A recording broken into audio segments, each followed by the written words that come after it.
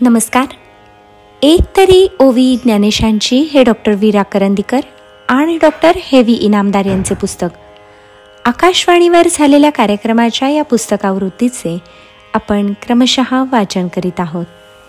आजचा भाग, ज्ञानी येते स्वसंवित्ती, शैव म्हणती शक्ती, आम्ही परमभक्ती आपुली म्हणू. ज्ञानेश्वरीतील अध्याय 18, ओवी क्रमांक 1133. पराभक्तीचा लाभ कुणाला होतो हे सांगताना भगवंतांनी 18व्या अध्यायात असं म्हटलं आहे की जो ब्रह्मभूत अवस्थेला पोहोचतो त्याला ही पराभक्ती प्राप्त होते.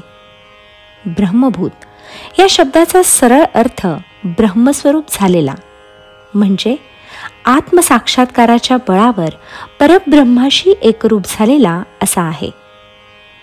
ब्रह्मभूत होण्याच्या या पदवीवर पोहोचण्यासाठी निरनिराळ्या साधनांचा अवलंब करावा लागतो.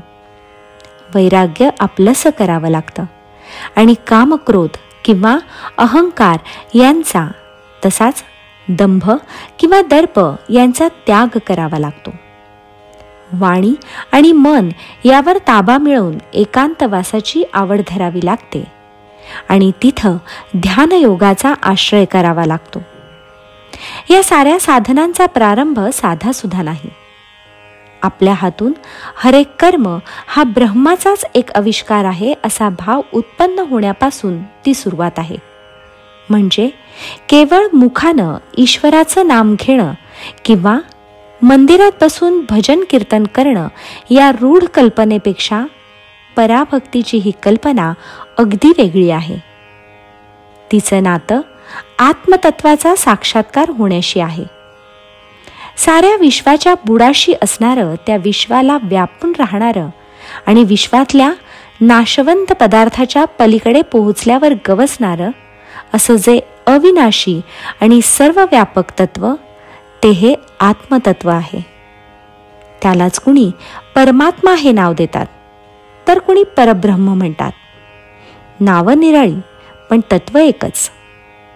त्याचप्रमाणे त्याचा साक्षात्कार करून घेण्याचा मार्ग निराळा असला तरी साध्य एकच. अखेर प्राप्त होतो तो अद्वैताचा अनुभव.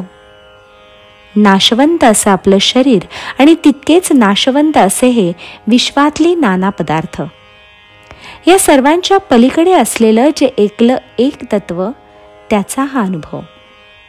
त्या तत्वाचं वर्णन निरनिराळ्या प्रकारांनी कसं केलं जातं हे सांगताना ज्ञानदेव या ओवीत म्हणतात, त्या साक्षात्काराच्या अनुभवाचं वर्णन ज्ञानमार्गी स्वसंवित्ती म्हणजे आपल्या आत्मस्वरूपाची प्रतीती या शब्दानं करतात.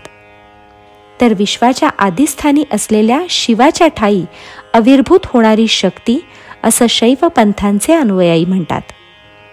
भगवंत सांगतात की आम्ही तिलाच आपली परमभक्ती म्हणत आहोत.